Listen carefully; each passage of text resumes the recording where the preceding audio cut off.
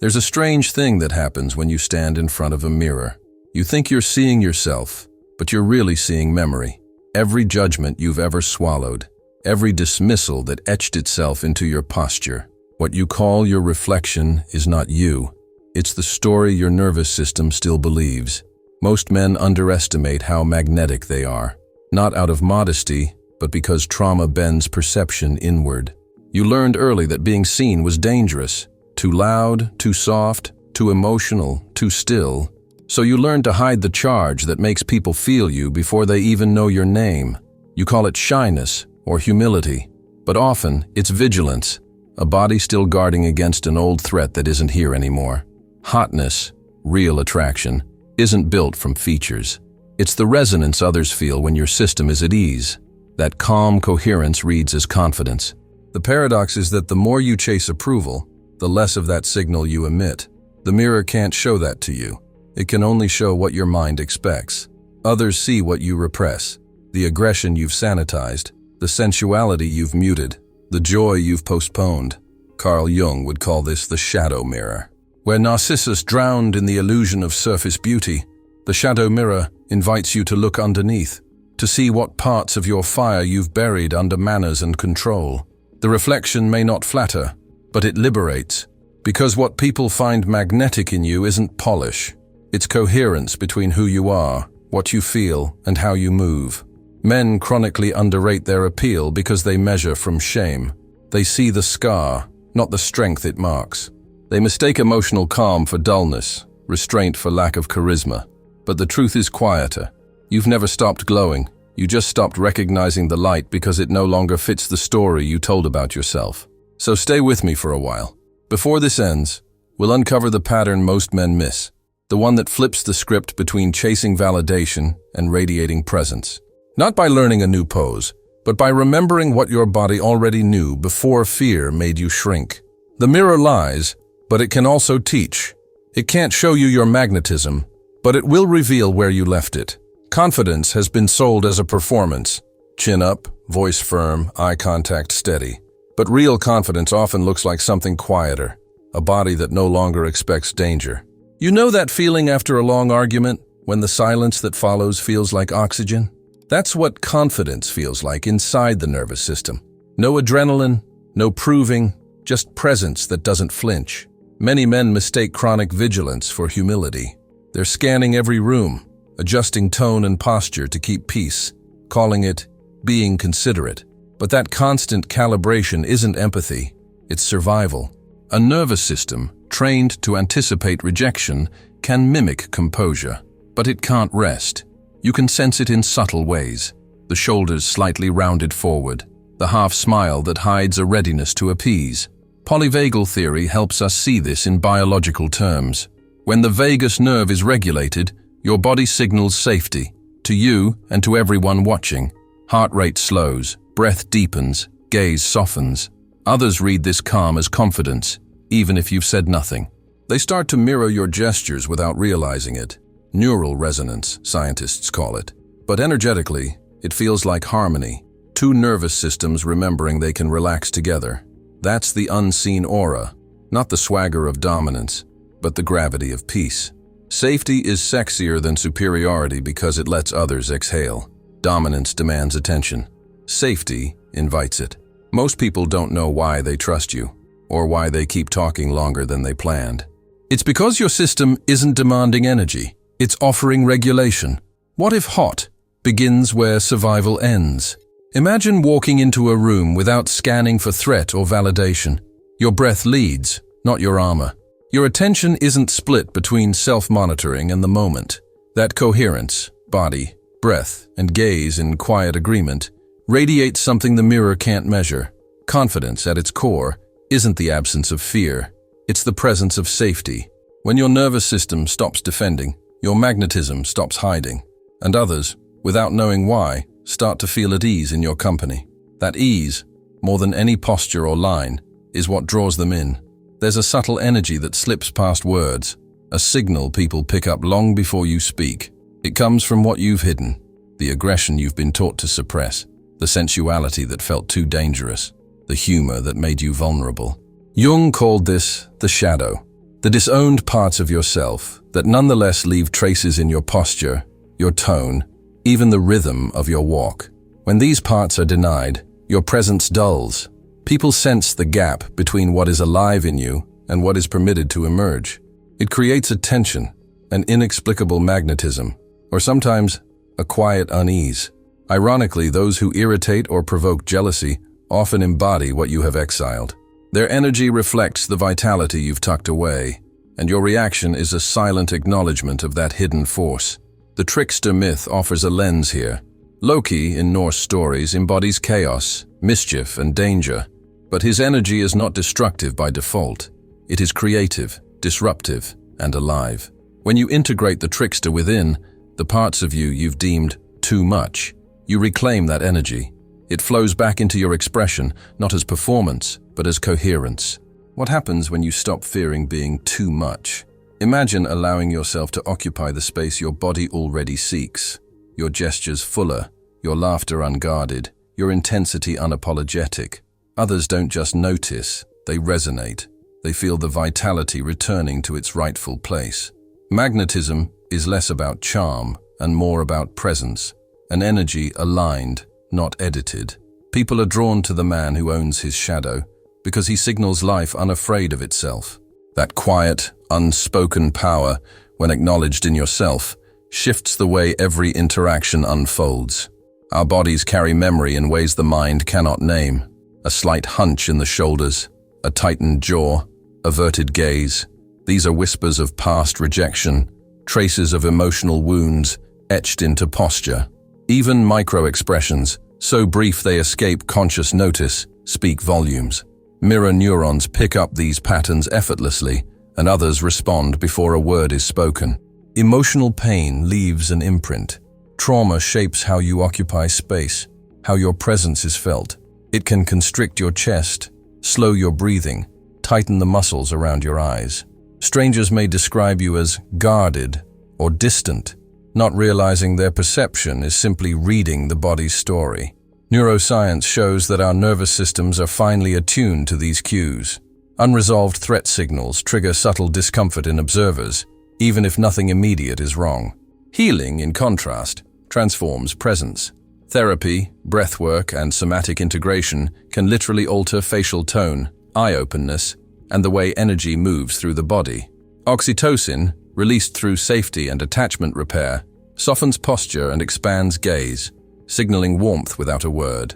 Men who have worked through relational trauma often hear strangers describe them as more approachable, more alive, in subtle ways.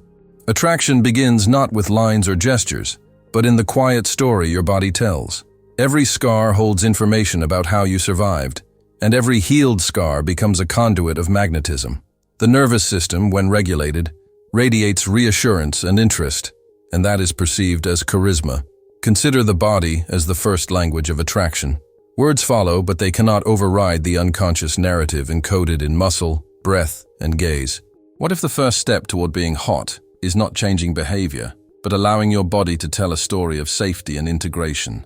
Many men carry a quiet tension in their gaze, a subtle withdrawal born of years seeking approval.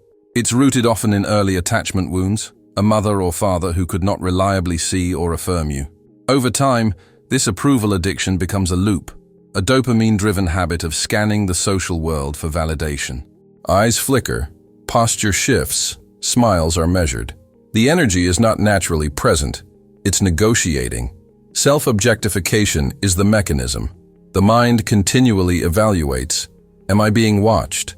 Am I performing well enough? Am I enough? Every glance in a mirror, every reflection in a shop window becomes a micro-audition, and the more you perform for others, the less your authentic energy radiates. Libido, attention, magnetism, all get caught in that loop. Yet there is a shift that does not rely on external validation. When you meet the gaze of another without flinching, when you allow your eyes to settle into the shared space of presence without permission seeking, something subtle and profound occurs. The nervous system relaxes. Dopamine flows not from approval, but from attunement. Attention becomes a shared currency, not a test. Philosophers and storytellers have long noted this.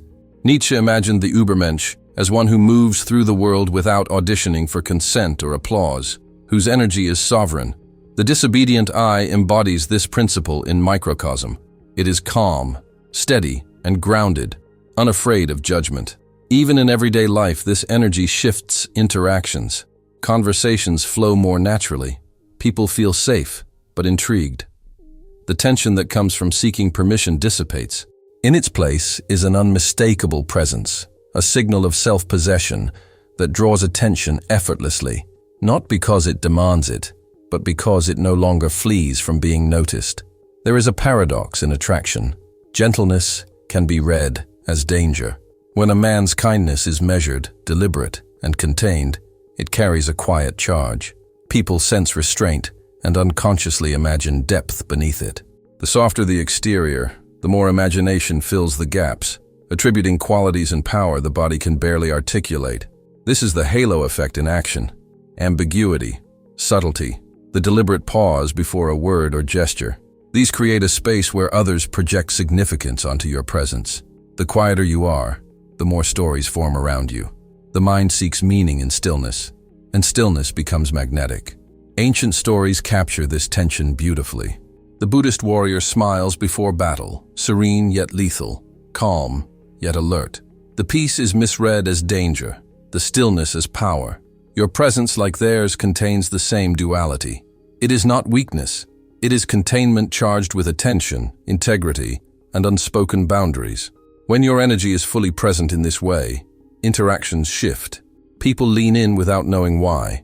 Conversations take on rhythm, laughter comes more easily, and eyes linger a fraction longer. The soft threat is not a performance, it is coherence. Your calm attention, paired with a subtle charge, communicates confidence, depth, and availability without desperation. In this space, magnetism is effortless.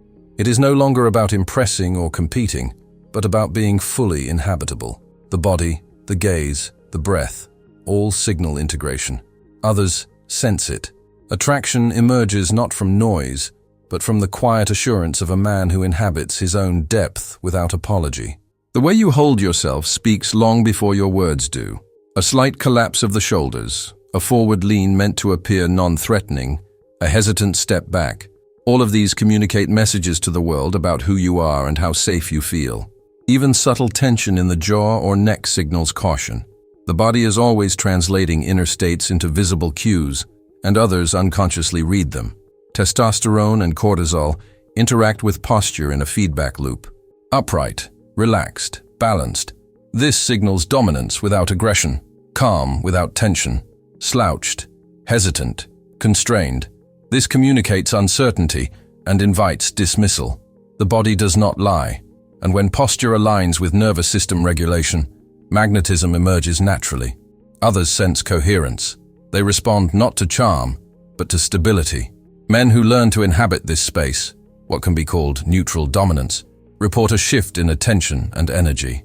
Their focus sharpens, social interactions feel easier, and libido, subtly but consistently, aligns with presence rather than anxiety.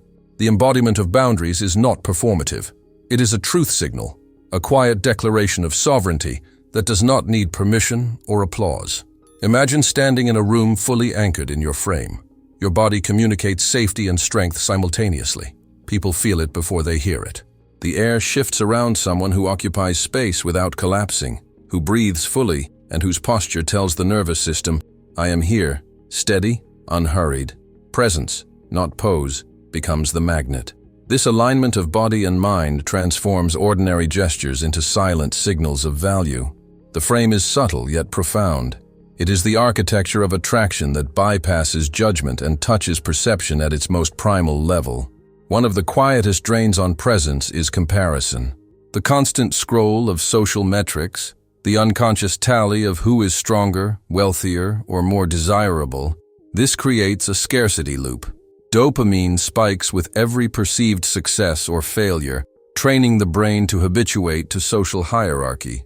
The mind becomes a ledger, tracking status instead of sensing reality. Men caught in this loop often feel an invisible deficiency. There is always someone better, faster, taller, richer.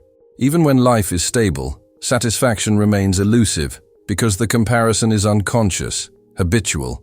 Desire itself becomes tethered to external validation rather than internal coherence. Energy leaks into appraisal, judgment, and striving rather than presence. Paradoxically, the liberation comes when metrics vanish, when attention turns inward. The body and mind no longer compete with imagined others. Reward shifts from hierarchy to simple engagement with life. Presence becomes feedback in itself. Breath, posture, and calm nervous system regulation form their own magnetic field. Desire emerges naturally, untethered from scarcity. Philosophers like Schopenhauer noted that striving, when unmoored, generates suffering. It is only through renunciation of comparative judgment, through seeing what is, rather than measuring against what isn't, that real magnetism awakens.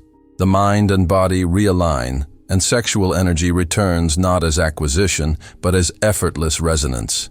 In this way, freedom from comparison is not moralizing, it is structural. It clears the channels for energy that was trapped in judgment, leaving only presence, coherence, and quiet influence. Attraction begins here, in the unmeasured, ungrasped, unpressured state of being.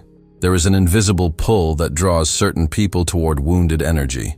Brokenness has its own signal, a subtle frequency that resonates with those attuned to care, repair, and attunement. Trauma bonds are often disguised as chemistry, familiar patterns repeating across relationships without conscious choice. Attraction can become a reenactment of past pain, a loop the nervous system recognizes before the mind understands. Repetition compulsion, as described by Freud and explored by Jung, is the mechanism at play. The psyche unconsciously seeks resolution by placing you in circumstances that echo unresolved wounds.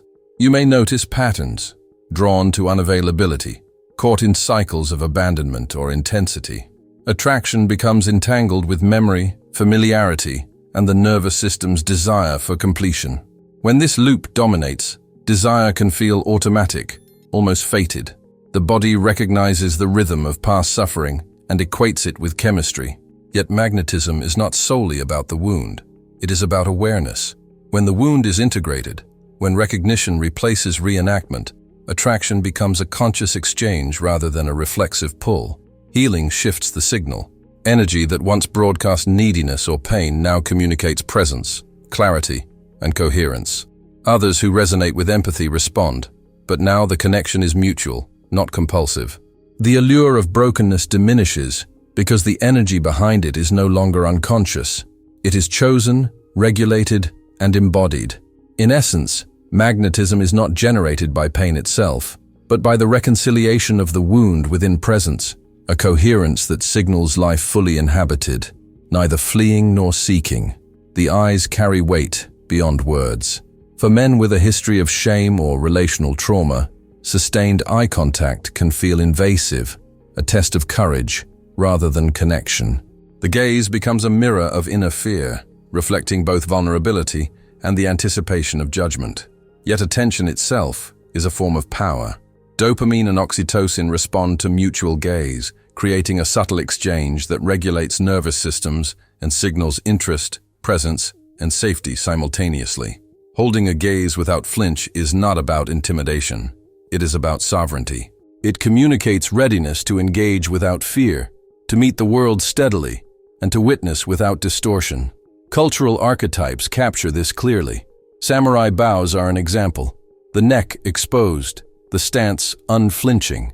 Attention flows through presence, not control. Power is shared through the simple act of being fully seen while remaining undisturbed. In ordinary moments, this manifests as a kind of gravitational pull.